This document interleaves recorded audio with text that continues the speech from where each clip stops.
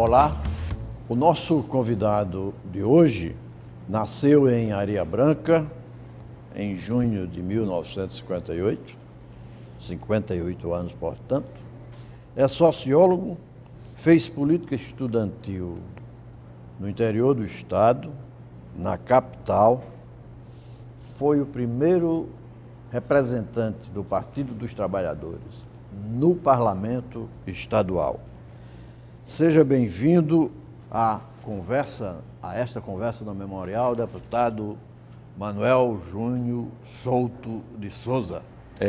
Eu, de fato, me sinto muito à vontade para fazer esse exercício de recompor a memória de uma experiência parlamentar bastante enriquecedora para mim, como indivíduo, como cidadão, e que deixa um registro histórico pelo que ela representou naquelas circunstâncias de 1990, o movimento sindical, após acumular uma certa força política, realizar suas primeiras greves, projetou algumas lideranças, o meu nome entre elas, e a partir dessa condição de uma liderança sindical, me submeti à disputa eleitoral, conquistamos o mandato e exercemos com todo esforço, com toda dedicação.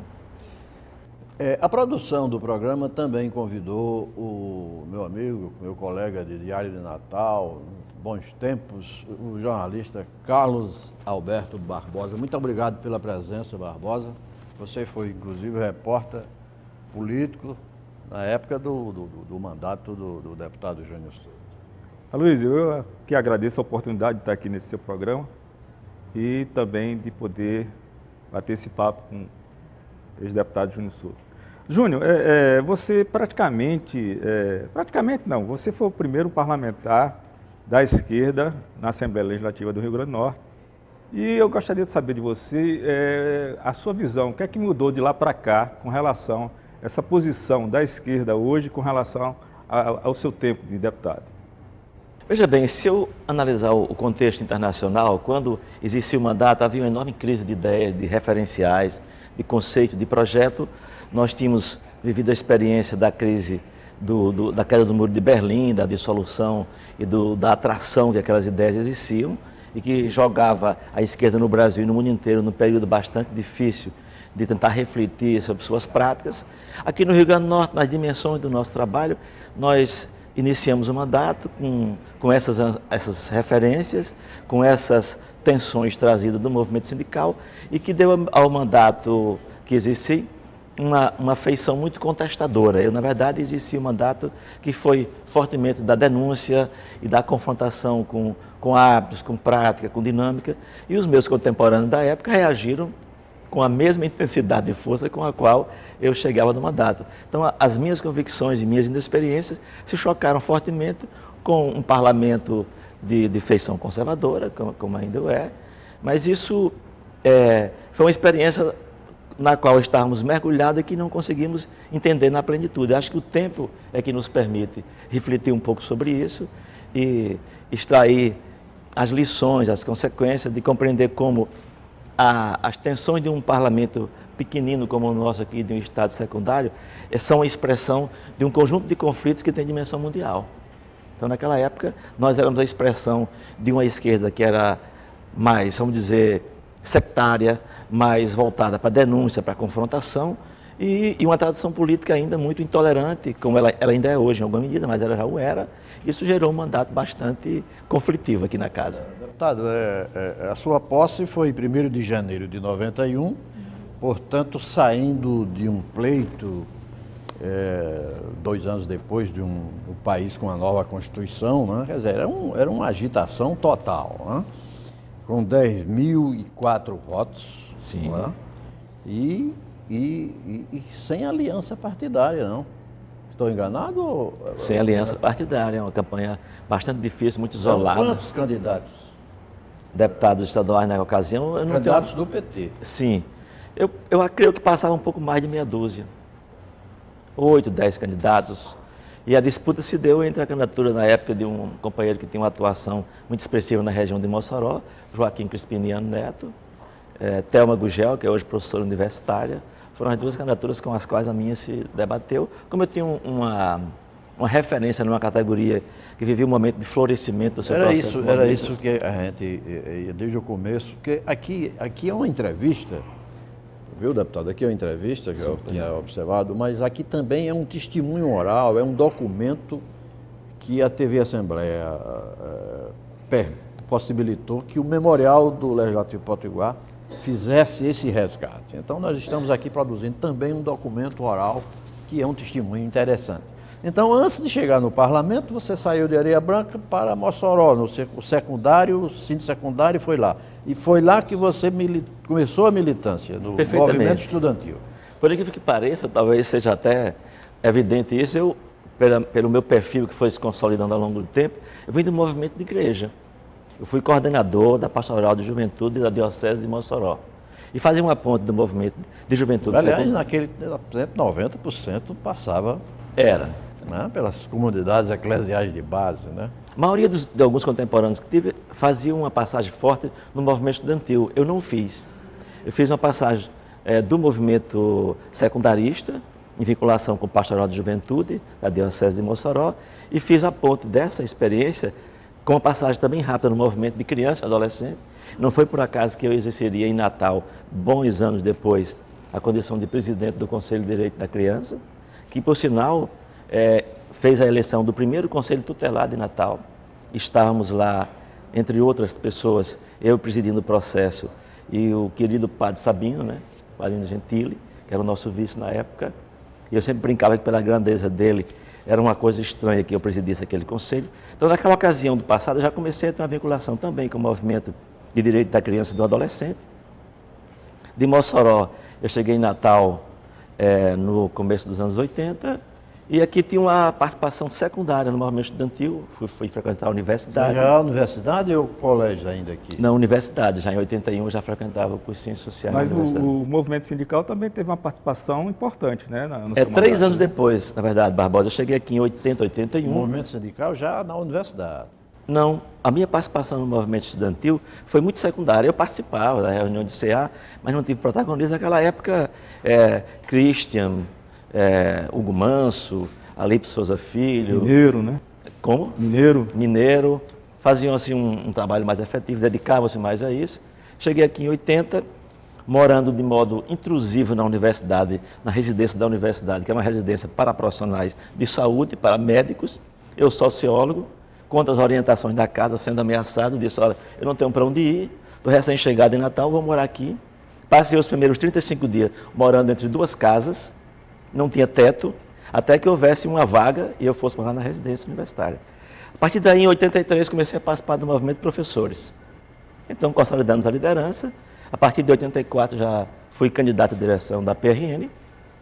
Me elegi por 2 vezes, de onde saí direto para a disputa eleitoral, em 89, e conquistamos o mandato. Quer dizer que o SINT ainda não existia, era a Associação dos Professores. Perfeitamente. Ali na descida da Rio Branco, da né? Rio Branco, né? Perfeito. Eu estava me desincompatibilizando do SINT, da PRN, para a constituição do SINT. Um trabalho, a Luiz Barbosa, difícil. Havia uma associação de professores em Mossoró, havia um em Caicó, uma entidade de orientadores, supervisores e administradores. Nós éramos a PRN mais 5. Eu lembro, era Joaquim Gaspar, dava um trabalho. Exatamente. Professor Joaquim Gaspar. Ontem tive notícia dele, que eu estive no Siridó. Pois bem, naquela ocasião, a gente iniciou esse processo de convencimento para construir uma entidade unificada, e quando eu estava desincompatibilizado para iniciar a campanha eleitoral em 89, realizamos ali no Palácio dos Esportes o congresso que fez a unificação e criou o SINT. Foi uma coisa da qual também eu tenho uma boa memória e me alegro de ter contribuído para a construção dessa entidade que ocupa um papel importante. O seu mandato, então, desencadeou um processo de que o SINT se fortaleceu, na verdade, né? Depois veio a eleição da hoje senadora Fátima Bezerra para deputada estadual, não é isso? Sim. E da condição de dirigente do Sindicato de Professores, do SINT, ainda antes da PRN, nós também colaboramos muito para fortalecer os grupos de oposição das outras bases sindicais. Petroleiro tinha uma direção que tinha outro alinhamento ideológico, bancários, e nós começamos a dialogar. As várias tendências. Né? Começamos a influir, porque nós fazíamos um movimento corporativo, defendíamos o direito da educação, dos trabalhadores da educação, dos professores, mas nós pensávamos a política em sentido mais amplo. E entendíamos que o sindicato tem que ser articular para mobilizar e fazer avançar outros movimentos. Em seguida, já sob a bandeira da CUT, vieram esses outros sindicatos, e nós criamos um momento de hegemonia que hoje já não existe. Mas o fortalecimento sindical é uma política existente dentro do PT já, né? Sim, é curioso você falar isso, porque eu me lembro que em Mossoró, ainda quando eu residia e frequentava o ensino secundarista, eu esperava o nascimento do partido.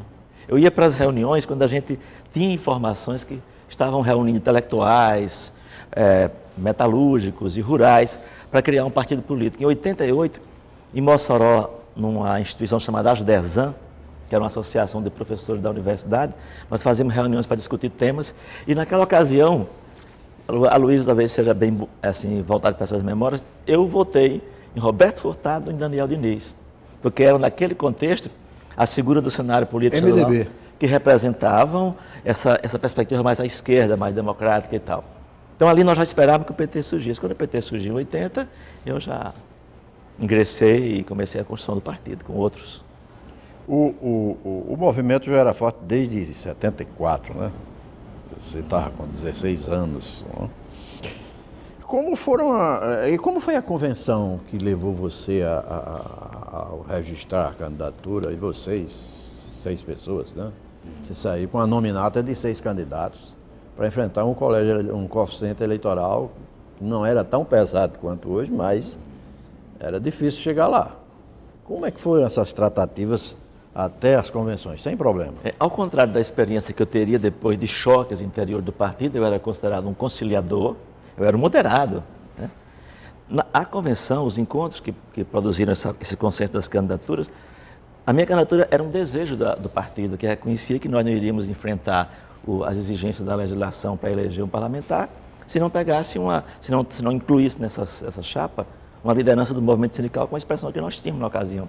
Foi consensual, mas aqui eu quero fazer um registrozinho. Nas reuniões internas que nós fizemos para definir a candidatura, era curioso, o deputado mineiro hoje defendia a minha candidatura para estadual e eu defendia a dele.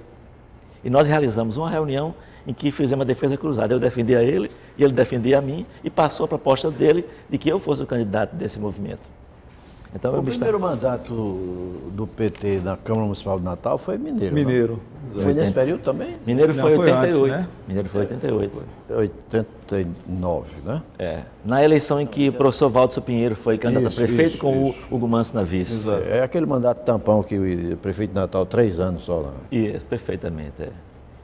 Foi naquela ocasião em que foi 85, foi Garibaldi. 85. 85. De 88 é que... Valdson. Mas você acredita que com o seu mandato o PT passou a ser mais respeitado aqui no Rio Grande do Norte? Porque, como você bem falou, aqui a nossa política é uma política oligárquica, né? E que há assim, uma certa reserva com relação à esquerda. E você foi o primeiro deputado estadual do PT, da esquerda, né? Na Assembleia Legislativa do Rio Grande do Norte. Você acredita que o PT, a partir daí, passou a ser mais respeitado politicamente, né? Talvez eu tenha cumprido um papel de projetar essa influência do partido, esse reconhecimento para fora, mas tive muitos problemas internos. Para você ter uma ideia, Aloysio, quando terminei o primeiro ano de mandato, eu recebi menção honrosa aqui da casa pela minha atuação, mas recebi uma reprimenda do partido. Porque naquela ocasião, por exemplo, o regimento da casa... Qual o projeto de lei que você votou que o partido não gostou? Na verdade, foi uma outra coisa. Para fazer parte do processo de discussão legislativa, nós precisávamos integrar um bloco. E tentei estabelecer uma aliança naquela época com o Leonardo Arruda, me salvo engano, PDT. E aquilo era impensável para o partido. Eu tentei convencer de que era uma aliança interna, de cunho parlamentar, sem sua tradução na esfera da disputa eleitoral, mas não obtive êxito. Havia um momento de muito descenso. Isso era no terceiro ano do mandato ou no segundo? Isso foi em 91. No primeiro ano do mandato. Você chegou aqui de certa forma, foi bem recebido pelos seus pares, né? Internamente. Não tanto, o debate. Luiz. Não, mas o debate no plenário é que... Exatamente. Mas a casa recebe todo mundo, né? Agora, e então, você, no primeiro ano, já percebeu que tinha outras veredas para caminhar aqui dentro do parlamento, né? Perfeitamente. Que é uma casa de diálogo, né? E a ironia é que, um ano depois, o próprio partido estabeleceu alianças com o PDT, como já o havia feito na eleição de 88, em que o Hugo foi vice de Valdson, com grande dificuldade, com a orientação da Nacional fortemente. Mas, se me permite, sobre a recepção, eu causei um efeito muito forte, antes mesmo de tomar posse. Com salário, não teve? Mas, na verdade, antes de tomar posse, me perguntaram o que é que você vai apresentar de novidade desse acabar com a aposentadoria dos deputados.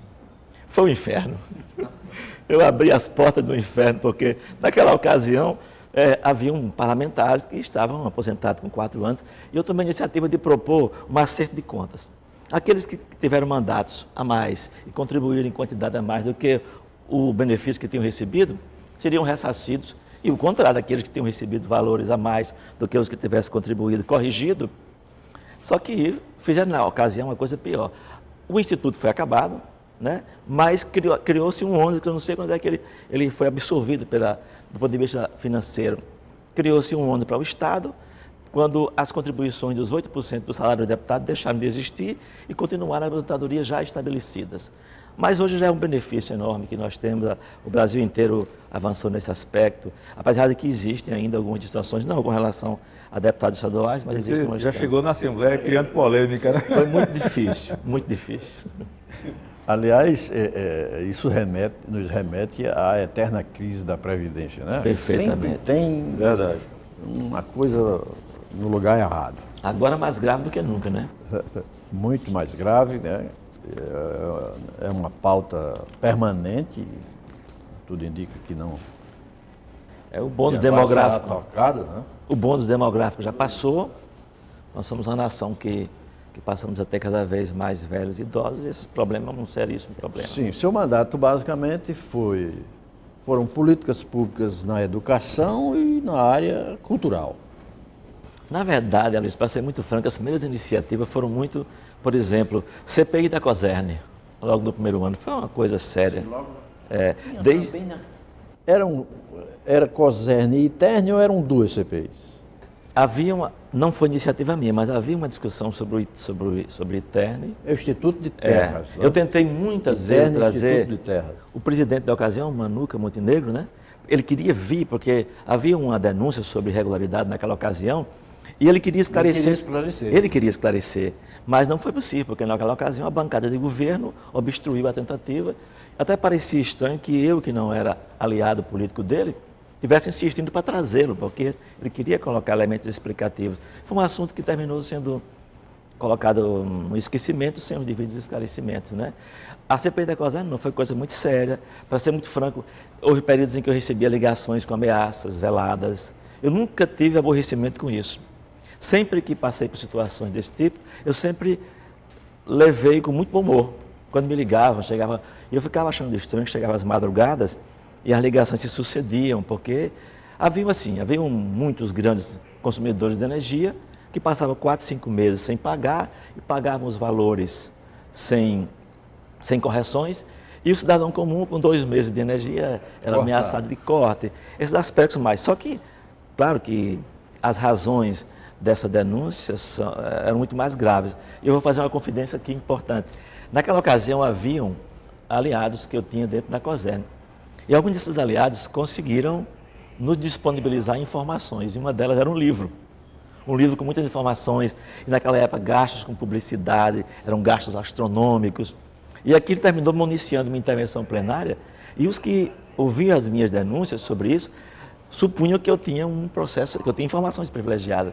Aí montaram na COSERN uma coisa tipo uma fiscalização nas entradas e saídas, para descobrir quem eram os funcionários que haviam se apropriado de informações. Foi um período bastante tenso. Inclusive, Júnior, tinha um fato interessante, salvo engano, se eu estiver errado, por favor, você me corrija, mas o advogado que acompanhava a CPI da COSERN era o advogado da COSERN, né? Você me passou, inclusive, essa informação que gerou até matéria no Diário de Natal na época e tudo. Quem era o relator da... O relator da CPI. Eu estou com lápis de memória, mas o fato, Aloysio, que a memória agora me permite trazer, é que eu produzi um relatório paralelo. Eu produzi um relatório paralelo e entreguei ao Ministério Público. O deputado de Açu, não, que faleceu já, Arnóbio, né? Arnóbio? Arnóbio Abreu? Não era. Porque tinha uma CPI. Talvez fosse. Eu acho que era muitas, Arnóbio Abreu, né? o relator. Naquele momento eram várias e a gente confunde os relatores. Né? Eu não me recordo se esse Ronaldo Soares, na ocasião, não me recordo com precisão. Arnóbio Abreu. Arnóbio Abreu? Que era do PMDB na época. Confesso que não tenho essa memória mais. Faleceu já, né? E eu acho que, salvo engano, Leonardo, era o relator. eu acho que presidia o parlamento, não? Na época, né? Leonardo Arruda presidia. Ou ele era também da CPI. O fato é que eu produzi esse relatório paralelo, entreguei ao Ministério Público e nunca colhi resultado daquela iniciativa de propor uma outra versão dos acontecimentos, né? Nós vamos fazer um pequeno intervalo e voltaremos em seguida com esta conversa com o deputado Júnior Souto. Um momento só.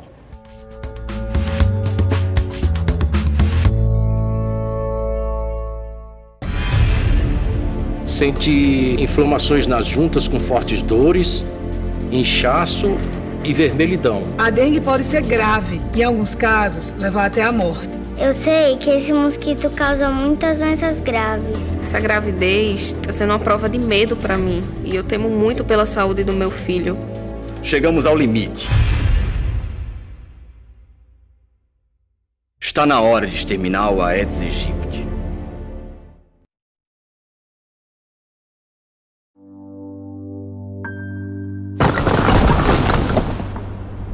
O futuro que espera as crianças que trabalham é o do subemprego e da insegurança.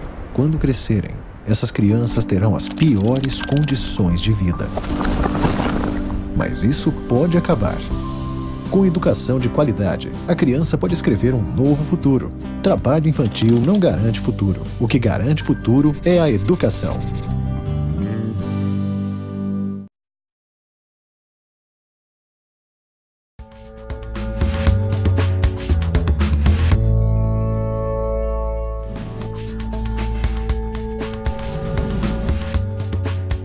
Estamos retomando a nossa conversa com o deputado Júnior Souto. Deputado, você não renovou o mandato, faltou pouca coisa. 94. Na eleição de 94, o PT continuou sem querer fazer alianças? Exato. A resistência era muito grande nesse aspecto, né? A leitura que a gente fazia naquela ocasião e que estava posta nos documentos partidários era de construir frente de esquerda. Não era aliança com o campo democrático. Isso só iria mudar muito à frente. Eu acho que nós deixamos de fazer essas composições em momentos muito importantes da disputa que realizamos. Eu acho que atrasamos esse processo político. Depois as alianças vieram e chegaram até a ser muito excessivas, né? Muito sem critério, faltou critério no futuro, na medida que o tempo passou, para que a gente fizesse essas alianças. Mas nessa ocasião havia muita resistência. Alguns no partido me acusavam de ser um social-democrata. É um social-democrata. Né? Deputado, do que o senhor se arrepende de não ter feito como deputado? Eu tenho ciência de que cometi muitos erros, mas não tenho clareza, talvez eu não tenha refletido sobre minha experiência a ponto de perceber o que é que, se eu pudesse fazer, e a história não nos permite isso, eu procuraria ter uma atuação em plenário menos denuncista.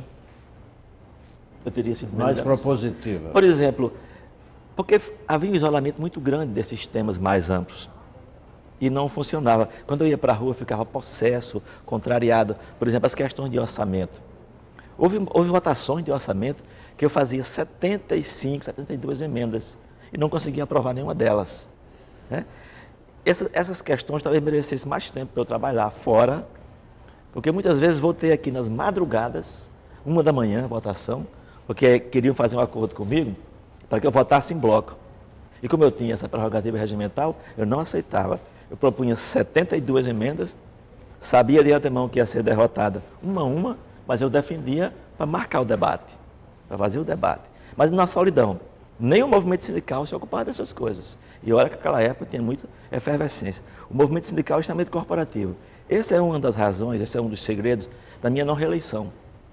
Mesmo com os sectarismos que eu tinha naquela ocasião. Ou seja, você recebia algumas demandas, algumas cobranças que você não concordava. Isso, porque eu passei, naquela época eu não tinha toda a clareza, hoje tenho um pouco mais, eu passei a não querer de ter a delegação só da corporação. Eu queria pensar em assuntos maiores. Então eu fiz isso num intervalo de tempo muito curto, 4 anos é muito tempo para uma inflexão dessa. Então eu comecei ali com toda a minha experiência fazendo e pensando, quer dizer, mesmo dormindo pouco, correndo muito, eu procurava ler naquele período sobre as coisas que aconteciam. Então, o meu esforço de leitura foi me obrigando a repensar. E essa reflexão que fazia sobre a minha ação política terminava me levando a certa indisposição para certos discursos corporativos. Isso foi me esgotando. Por exemplo, eu cheguei a receber, a viver protestos na Universidade em Açu por conta de um concurso que queriam fazer interno, garantindo pontuações para os professores já existentes.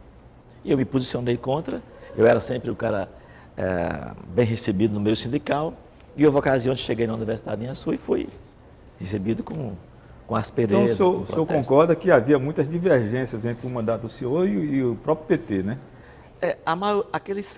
Aquela ideia predominante do PT, o conjunto das forças que controlavam o partido, me viam como um petista mais conciliador. Um liberal. Um liberal não propriamente, Luiz, mas como social-democrata. O social-democrata. Dizia. Mas mesmo assim, a diferença de votos para a hoje senadora Fátima Bezerra, que concorreu também na época, aliás, não foi pouca, né? Aliás, foi substituído votos, né? pela deputada, primeiro mandato de Fátima Bezerra. Vocês não fizeram aliança, mas havia chance de eleger 2? Não? Havia, mas falta partidário não chegava? Não, nós precisamos de mais 1.600 votos para eleger o segundo naquela ocasião. Mas uma coisa que caracteriza essa observação que fiz aqui agora dos meus problemas internos. Eu dei uma entrevista naquela época, numa revista que o professor Moisés Domingos fazia na universidade, contra o impeachment de FHC. Ninguém da esquerda admitiu a posição naquelas circunstâncias. Ao contrário, por isso eu me sinto tão à vontade para defender hoje os temas de hoje. Naquela ocasião, essa semana eu estava encontrando a revistinha lá. Era uma posição estranha para quem era de esquerda. Eu dizia, sou contra. Acho que tem que preservar as instituições democráticas, o Estado de Direito, a regra. Está lá no artigo daquela época, quando eu era muito jovem, e tive a ousadia de dizer coisa desse tipo num momento tão delicado, mas está lá registrado. O deputado teve algumas iniciativas que os anais aqui do nosso memorial registram e gostaríamos que o senhor comentasse. O Estatuto Servidor, a Lei Complementar 121, 122, você passou pelas suas mãos? Sim. Nós tínhamos uma assessoria jurídica muito boa, Luiz, e eles se voltavam para ver... Estatuto do Servidor estadual, né? O que a nova Constituição... O regime jurídico do servidor. Era a exigência da Constituição. Então a gente começou a requerer fazer essa iniciativa do mesmo modo a gente fez também com a região metropolitana, que esses princípios estão indicados ali, né? Então nós fizemos as iniciativas para que o governo do Estado, porque era iniciativa privativa, cheguei a ter conversa naquela época, o secretário, não sei se era Kleber, doutor Kleber na ocasião, nós fomos a ele para estruturar o trabalho necessário para regulamentar a região metropolitana, o Estatuto dos Servidores, fizemos depois um projeto de lei regulamentando um fundo permanente de controle às secas. Acho um instrumento extremamente relevante, que os recursos deveriam ser destinados a este fundo, controlado por um conselho de trabalhadores e governo do Estado. Ao longo desses anos, parece que desconheceram essa lei, executaram obras nessa área, sem passar por este fundo. Ninguém pôde observar do lugar que eu estava. Nem fiscalizar. Nem fiscalizar. Isso não acontecia efetivamente. Né? A Escola de Governo também foi um projeto seu. Escola de Governo foi iniciativa noça, porque havia também uma orientação nesse sentido. A previsão constitucional. Na legislação federal. Foi implantada em 2010, né? Ou seja, 16 anos depois que você passou o seu mandato. Perfeitamente. É um esforço, eu posso oferecer esse testemunho, um esforço pessoal do ex-secretário de Administração, Paulo César Medeiros, que hoje serve ao Estado, ao governo do Rio de Janeiro, né? Paulinho é funcionário municipal, é do fisco municipal, mas está à disposição do governo do Rio há muito tempo. Tem um episódio que é o projeto de lei que regulamentou a destinação de recursos para ciência e tecnologia no Estado. Numa dada ocasião, eu fiz a reserva de mercado. Eu espertamente fui para a sessão e disse que na sessão seguinte eu apresentaria, que já estava em fase de lapidação, o projeto regulamentando o Fundo Estadual de Ciência e Tecnologia. O deputado Carlos Eduardo, hoje prefeito de Natal, rapidamente percebeu, tomou iniciativa com os contatos que ele tinha na universidade e, em seguida, propôs o mesmo projeto. Como as minhas iniciativas eram obstruídas, eram preteridas, rapidamente o meu projeto foi arquivado, né? A liderança do governo Zé Agripino era muito ostensiva, né? O deputado Getúlio Rego fazia uma marcação muito forte sobre as iniciativas nossas, e ele terminou incorporando a iniciativa, mas os registros cronológicos que da Assembleia deve ter mostram que esse assunto foi trazido inicialmente por nós. Eu disse, Carlos, você me atropelou, né? Mas ele tomou a iniciativa, muito bom, criou um instrumento importante para o Rio Grande do Norte. Em seguida, teve um projeto nosso que foi regulamentando o manejo e a queima de cana, porque é um problema sério para aquelas regiões, né, de poluição. E naquela ocasião, um deputado com quem eu tinha distâncias muito grandes do ponto de vista ideológico, sempre que encontro hoje é um encontro afetuoso, respeitoso, de amenidade, Francisco Brilhante. E Brilhante tomou a iniciativa também naquela ocasião de regulamentar o mesmo projeto. O meu terminou sendo secundarizado e o projeto... Aliás, você foi titular da Comissão de Defesa do Consumidor e Meio Ambiente. Perfeitamente. Fizemos a CPI, desculpa, Barbosa, fizemos a CPI do Rio Potengi, naquela ocasião. Nós fizemos uma CPI, produzimos um relatório muito importante. Naquela ocasião, a Coteminas fez um investimento que tornou ali o melhor tratamento de efluentes industriais da América Latina, mas do Nordeste era inteiro. Eles jogavam a água usada, que poluía muito o Rio Potengi, em condições excelentes de volta no Rio Potengi. O matadouro público, naquela ocasião, que matava 300, 400 animais dia, jogava aqueles restos dos animais no Rio Potengi, montou umas telas. O grupo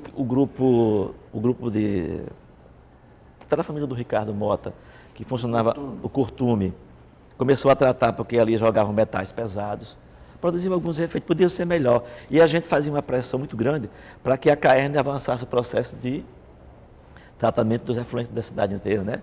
Drenagem. Júnior, próximas eleições para governador, deputado, presidente da República, evidentemente que a senadora ainda tem mais 4 anos de mandato, né?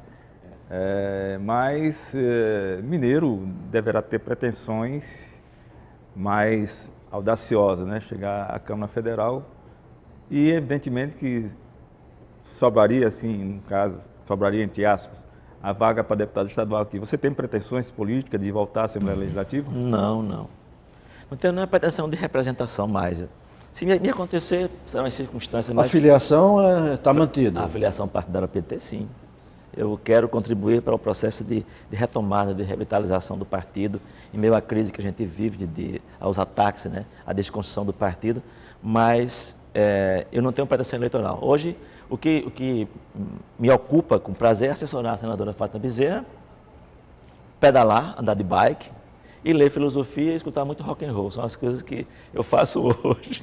Mas as suas pedaladas são em Natal. Não, eu uso mais. Numa bike. Uma bike, não. Em janeiro eu vim de Maceió para aqui. De Maceió? 4 dias, um grupo, né? 4 dias. E em janeiro agora, do ano que vem, eu vou fazer Buenos Aires e Montevidéu. É um grupo de amigos? Né? Mas eles mudam. Sim. Há muita alteração dos grupos. Mas Haja disposição, né? Interessante. Aproveitando a carona, deputado, o que aconteceu com o partido? Foi o poder? Foi engolido pelas forças, pelos lobbies? Acredito que há um problema central, que é o financiamento de campanhas eleitorais. Ou se resolve isso, ou a corrupção continua vigente no país. E a gente não tem conseguido fazer reforma política, uma reforma política efetiva. A sociedade não atende a ideia de financiar com recursos públicos as eleições. Porque tem partido demais também, reclamam. Isso. Mas ela porque ela é a negação da política. Ser dirigente partidário hoje virou um negócio. É, sigla de aluguel. O fundo partidário uma montanha de dinheiro, né? Qualquer partido que tenha uma bancada federal rapidamente estrutura-se nacionalmente para vender esse tempo de televisão. Mas ou a gente financia com recursos públicos a política, ou ela vai continuar. Porque esse custo a gente não evita. Ou a gente tira essas práticas de dentro do aparelho do Estado, ou elas continuam lá. Para ter menos corrupção tem que financiar. Porque o modo de financiar é sempre dinheiro público. Por vias transversas, terminamos pagando por isso. Então é melhor que a gente pague para que a política se organize. Tem um projeto de lei em andamento há muitos anos no Congresso Nacional que prevê R$ 7,00 por eleitor da eleição passada. Esse valor ainda é uma irrealidade, mas já seria um passo para isso. Porque a relação de política com o empresariado é uma relação nefasta ao interesse público. É verdade. Os empresários não podem concorrer sem fazer as propinas e a política precisa de recursos para se reproduzir. Um país com 5.400 e mais cidades, um partido nacional precisa de muito dinheiro e essas práticas terminam sendo incorporadas ao conjunto das ações administrativas do Estado e tem superfaturamento, desvio, corrupção. Júnior, aproveitando carona a pergunta de Aloysio Lacerda, o ex-vereador Olegário Passos, que se referiu agora ao PT, né? E na época que ele deixou o PT, foi exatamente naquele escândalo do Mensalão, ele me deu uma entrevista declarando que o PT havia caído na vala comum dos outros partidos. O senhor concorda com essa avaliação? Bom, seria bom que ele que votou o partido pudesse dar explicações sobre isso, né? Mas eu acredito que a gente de esquerda, as pessoas que têm militância na esquerda, sempre são tomadas pela ideia de construir processos revolucionários, de transformações socialistas, ou o que seja, e pensam que essa seria uma via de você redimensionar o Estado. Eu tenho brincado muito nesses últimos anos dizendo, a gente queria destruir o Estado burguês, e o Estado burguês está destruindo a gente.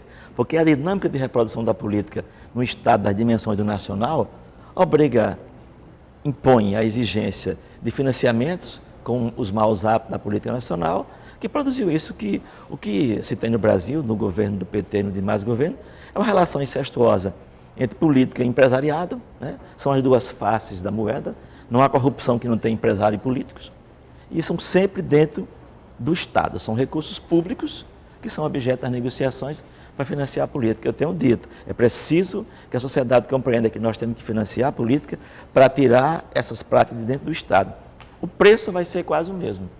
Um pouco mais, um pouco menos, mas não vai se dar dentro dos governos, dentro dos estados, as práticas dos ilícitos.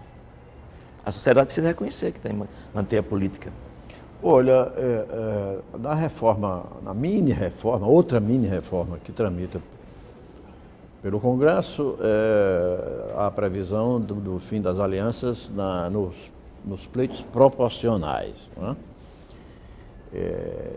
A eleição municipal de 2016 será uma espécie de laboratório para 2018. Né? Nós, pela primeira vez, vedada a contribuição da empresa. Né? Isso, pessoa jurídica não pode.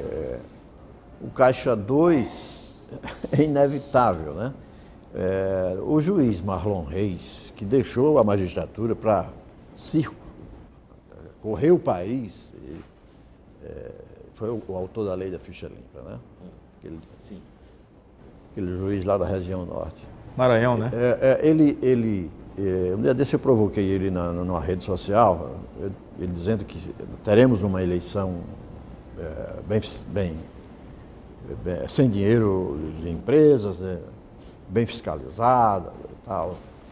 Aí eu provoquei, eu disse, fiscalizada com certeza, agora, só depois de passar da eleição a gente saberá se o Caixa 2 funcionou. Ele alega que tem um dispositivo agora, no artigo 28 da lei eleitoral, que os próprios concorrentes, os próprios adversários, se encarregarão de denunciar essas práticas.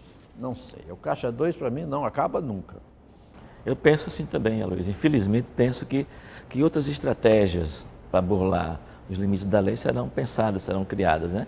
Mas, de fato, as eleições, elas passam a sofrer restrições enormes de financiamento. Pelo menos, de imediato, eu acho que isso vai ter efeito muito expressivo nas eleições futuras. Eu acho que será um laboratório, né? A eleição municipal agora. É possível que ainda mexam na legislação para 2018. Eu tenho uma tese sobre, não Caixa 2 propriamente dito, mas sobre a corrupção, né, que impera na política nacional, de que a corrupção já começa no processo eleitoral, na medida de que o TSE permite, na hora que você tenha uma aliança maior, você tem um tempo maior no programa eleitoral. Então, o que ocorre? Aí eu vou citar o exemplo da eleição da presidente Dilma. Sim. Fez uma aliança partidária grande, né? Com partidos, como o PMDB, por exemplo, que é a maior bancada no Congresso Nacional. E aí o que ocorre? Ela ganhou a eleição e a fatura foi cobrada. Sim. E uma fatura alta. Principalmente se houver disputa em segundo turno. Exatamente. Então, aí, a minha tese é essa. Já começa. Eu entendo que o programa eleitoral deveria ser, se é 10 minutos para você, para mim e para Luiz Lacerda. Não teria que ter, não, porque se tem uma aliança maior, então você tem um maior espaço no programa eleitoral. Por quê? Porque ocorre isso. Na hora que eu dou apoio a você, eu vou cobrar a fatura e a fatura vai ser alta, certamente. E essa fatura vem através de quê? Cargos em ministérios, cargos em estatais, e ocorre o que está acontecendo hoje no Brasil, né? Por exemplo, o PMDB tinha não sei quantos cargos na Petrobras. Se fala muito que os governos do PT foram corruptos e tudo, mas na verdade a gente está vendo aí que a maioria dos corruptos hoje envolvidos são pessoas ligadas ao PMDB. PMDB, PP... Os caciques do PMDB que indicaram gente para a Petrobras e tudo. Então eu pergunto, não seria realmente ideal que o programa eleitoral ele fosse dividido por igual? Talvez isso pudesse colaborar de algum modo. Mas eu acho que essas relações atendem a esse sentido por outros motivos. Se nós fizéssemos essa contenção pelo tempo do horário eleitoral, outros modos de estabelecer essas relações, porque as razões disso são tão maiores do que um entrave legal dessa natureza, que ele se reproduziria de outro modo. Eu acho que é bom. E acho que o sentido de aperfeiçoamento das instituições e das leis é esse. Outros modos de cometer o ilícito, de cometer a burla, vão ser pensados, mas nós temos que avançar. Eu concordo com você que isso poderia eventualmente nos ajudar, mas acho que as práticas são ditadas por outras razões. Talvez a gente tivesse resultados mais amplos do que este, do tempo de TV, com a expressão dos partidos. A gente tem dificuldade enorme. Se a gente tiver um regime eleitoral, um sistema político, em que você possa ter um partido de qualquer modo e você possa ter o mesmo tempo, você vai tornar uma fragmentação tão grande das representações que torna o processo eleitoral impraticável. Quando a gente discute cláusula de barreira, é um sério problema. Exatamente. Eu ia tocar nesse assunto. A cláusula de barreira, ela vai e volta. Já estão tentando regulamentar esse assunto agora. Esse tema voltou, conversas no parlamento, né? A cláusula de barreira já arrumava um pouco essa bagunça, né? Porque partido demais, qual é a compensação que se faz? Tempo diferente. Porque se tiver tantos partidos quantos possíveis, com tempos iguais, nós não temos como fazer. Imagina um debate em Natal com 9, 10 candidatos. É impraticável. Fica difícil. É impraticável. Tem uma TV em Natal fazendo o debate, está fazendo em blocos já. São tantos os candidatos. Aí volta aquela questão que vocês comentaram há pouco tempo, a questão do número de partidos, nesses partidos de aluguéis, né? Que deveria se acabar também, deveria se impor um limite. Sim, que usa o tempo de televisão como moeda. Exatamente. É isso que você está se referindo. Exato. Mas esse assunto a gente continua no terceiro e último bloco, daqui a pouco, após o nosso intervalo.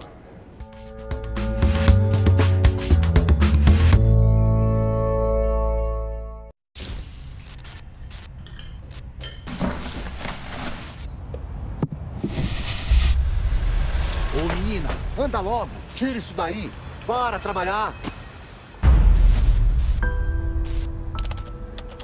Maria tem 10 anos e tem sua infância destruída trabalhando em um lixão. Isso precisa mudar. Trabalho infantil.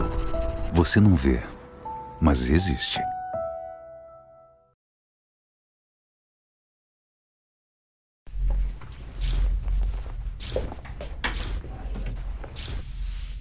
Ô, Ana, você já terminou de passar as roupas? Traz aqui pra mim.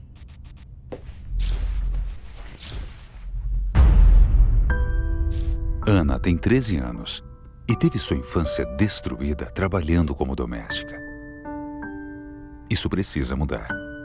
Trabalho infantil. Você não vê, mas existe.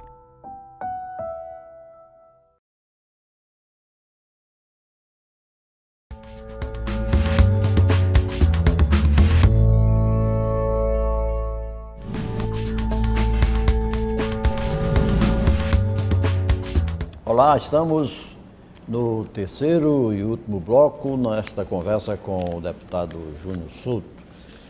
Deputado, o Barbosinha falou aí sobre essa quantidade de partidos e o problema do horário eleitoral. E nós também, há quem considere que a cada eleição, a cada pleito, o tempo de campanha também está ficando mais curto. Sim. É o que acontecerá agora em 2016 no pleito municipal. Então, será uma consequência dessa pequena reforma, a falta de recursos? É possível, mas acho que só se estabelece essas limitações. Os marqueteiros já baixaram o preço também, né? Mas isso só é possível, só se produz um consenso em torno disso, porque outros instrumentos estão substituindo essa demanda. As mídias sociais. Sim. Então, à medida que as mídias existem, esse consenso. É uma guerra sem fronteira, né? Porque se não houvesse mídia, não tinha consenso. E você não sabe nem onde está o adversário. Né? Verdade. Se não houvesse consenso, se não houvesse as mídias sociais como elemento compensatório, não teria consenso político para produzir essas mudanças. É uma crise sem fim. Como tem outros mecanismos, a gente estabelece o consenso. Fazendo um flashback para registro como documento, que é este programa, quando você passou aqui no Parlamento, um projeto de lei de sua autoria instituía a mesa permanente de negociações e database para servidores estaduais. Essa lei não está em vigor.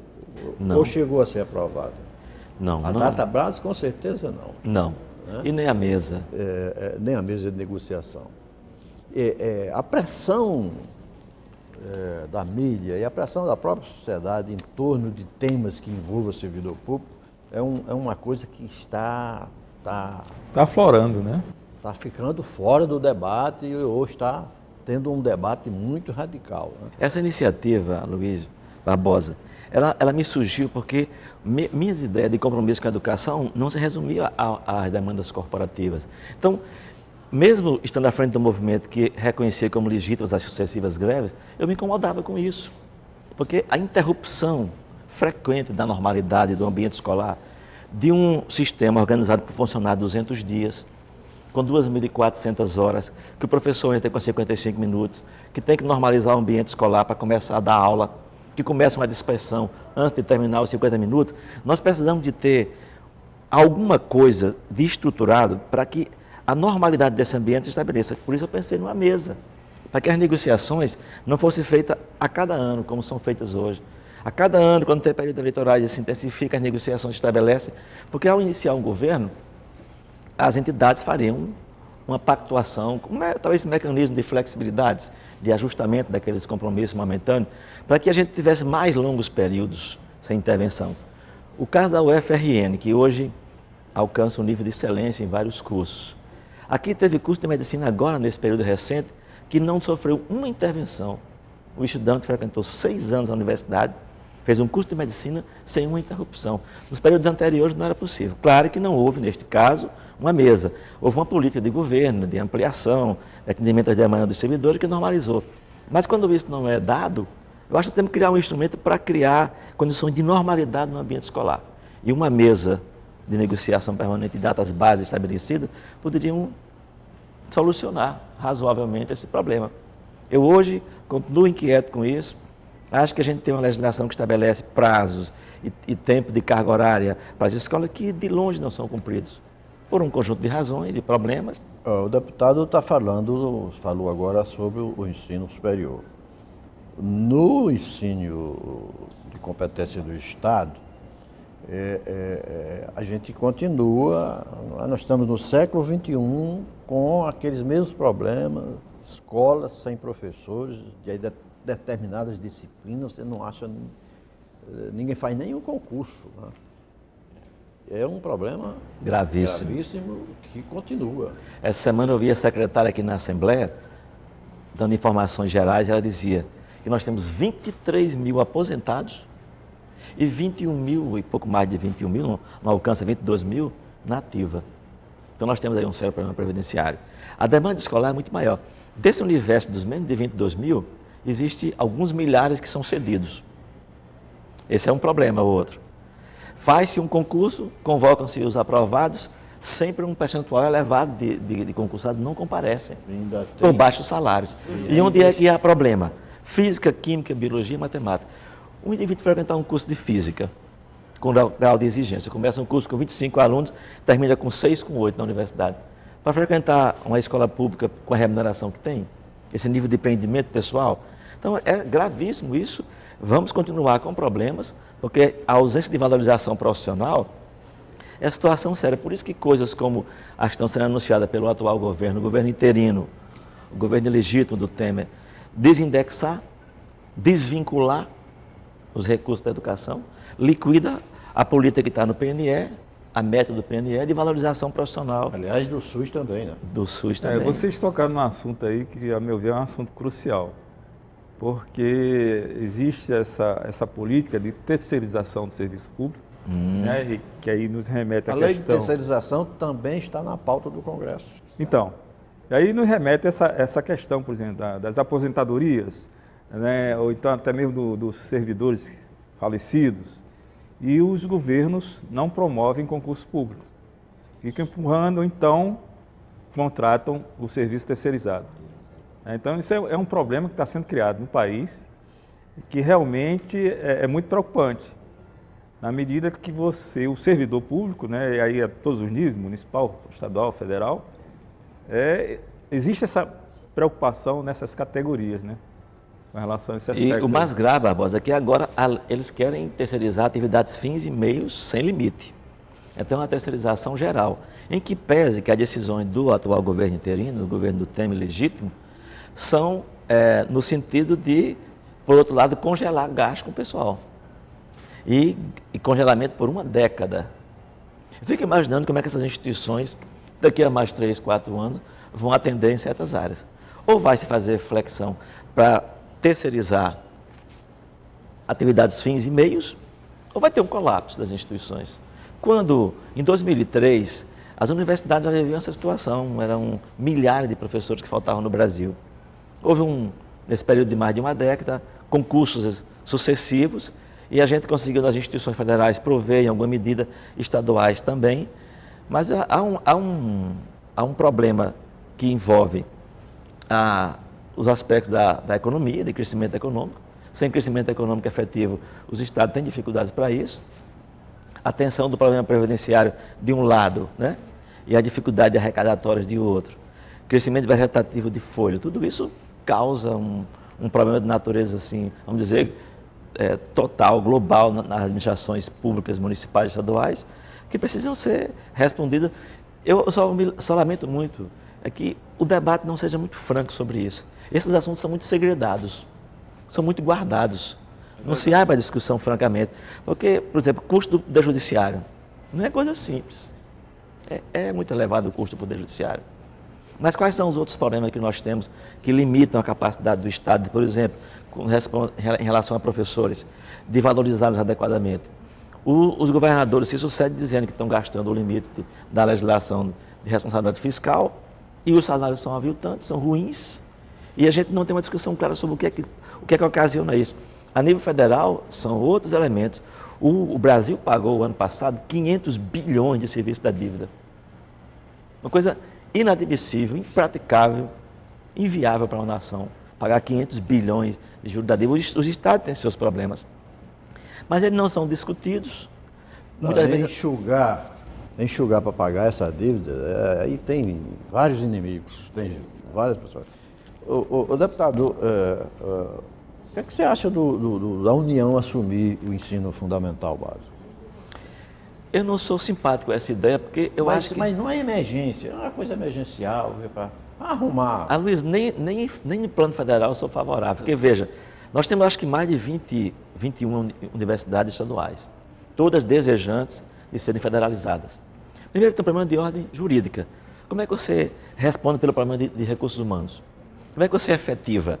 Houve uma experiência com o estado de Tocantins que não foi muito exitosa de federalização.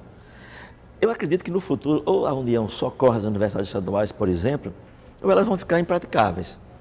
Mas para fazê-lo, para que a União faça, talvez tenha que pensar outras alternativas, como, por exemplo, assumir custeios. Mas assumir a universidade, trazer para si, por razões de ordem financeira e jurídica. Na educação básica, é um gigantismo tão grande que eu acho que centralizar isso não é legal.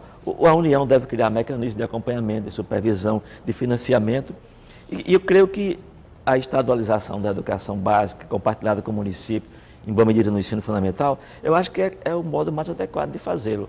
Mas, de qualquer maneira, a União precisa destinar mais recursos.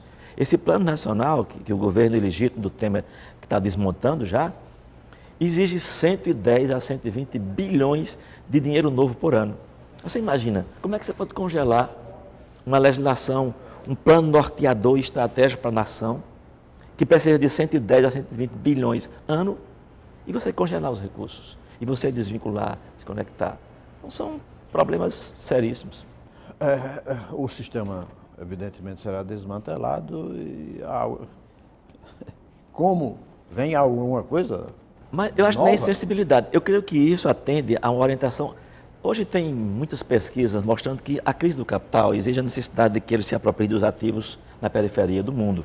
O Brasil, em que pese ser a oitava economia, a caracterização de dependência dela, eu acho que a colocaria como um país vulnerável a essas ações.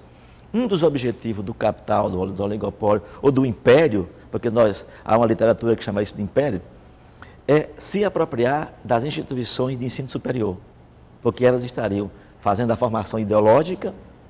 Então, nós fazemos um freio nisso, começamos a privatizar o ensino superior, desmontar as universidades públicas para que as escolas privadas formem as pessoas para o processo produtivo.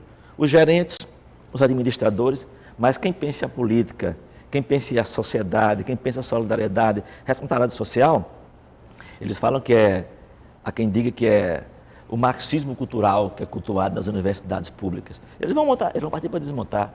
E no Brasil... Esse debate essa pauta está no ar. Está no ar. E com apoio fortíssimo, não só do capital, mas inclusive da mídia, né? Perfeitamente.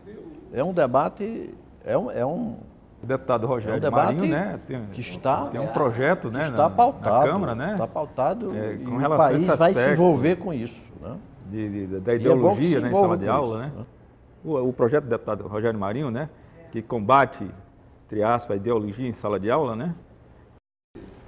O presidente Temer acabou de colocar na SASE, que é essencial para o Ministério, um operador da Anhanguera. O que é SASE?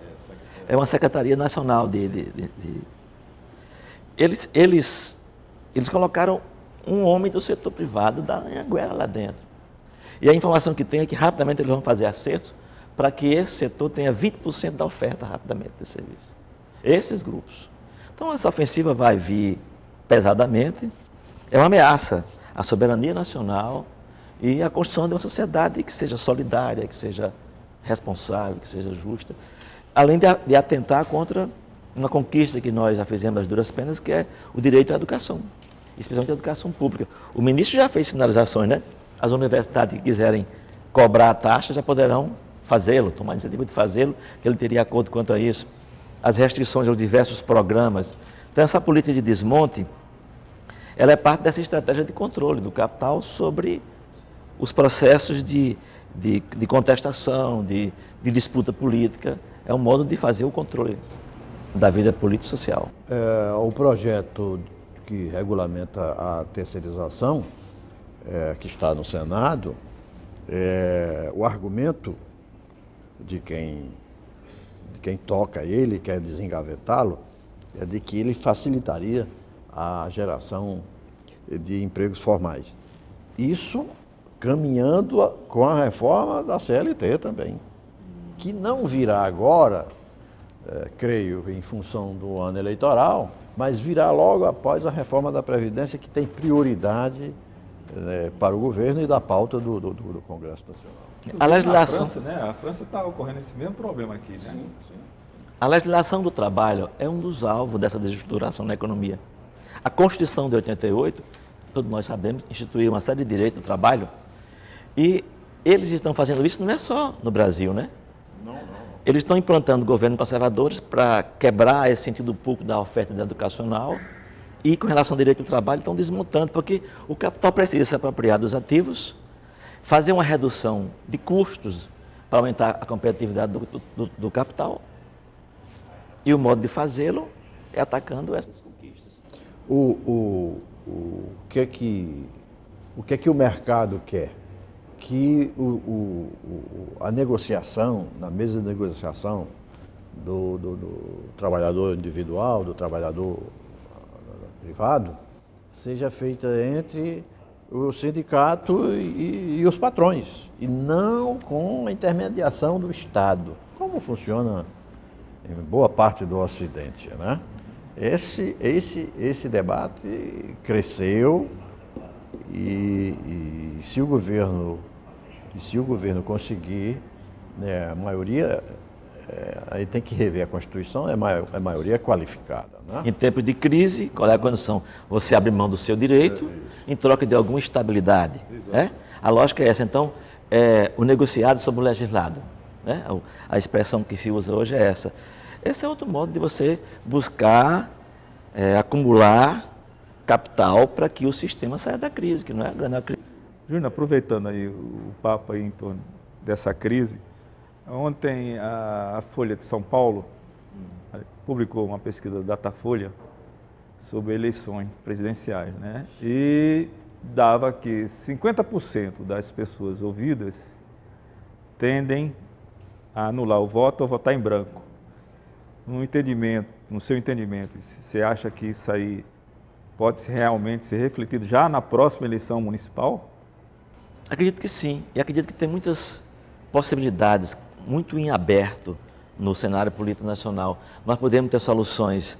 A tendência em situações desse tipo é surgir líderes messiânicos, discursos retrógrados, ameaçadores das conquistas democráticas e uma reação de desinteresse na sociedade. Normalmente, também, esses números se alteram para mais, para melhor. À medida que as campanhas chegam, que as máquinas eleitorais funcionam, que as estruturas de estados operam, a tendência é que muito mais pessoas que dizem que não vão votar terminem votando.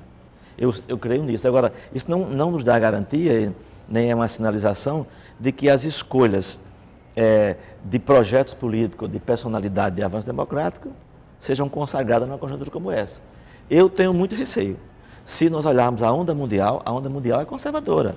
Está acontecendo na Europa inteira, são as expressões desde os Estados Unidos, desde o candidato americano lá, que tem dito coisas absurdas, mas esse retrocesso está acontecendo, inclusive, nas economias maduras e sólidas e democráticas e mais equilibradas, como nos países escandinavos, tem reações mais conservadoras.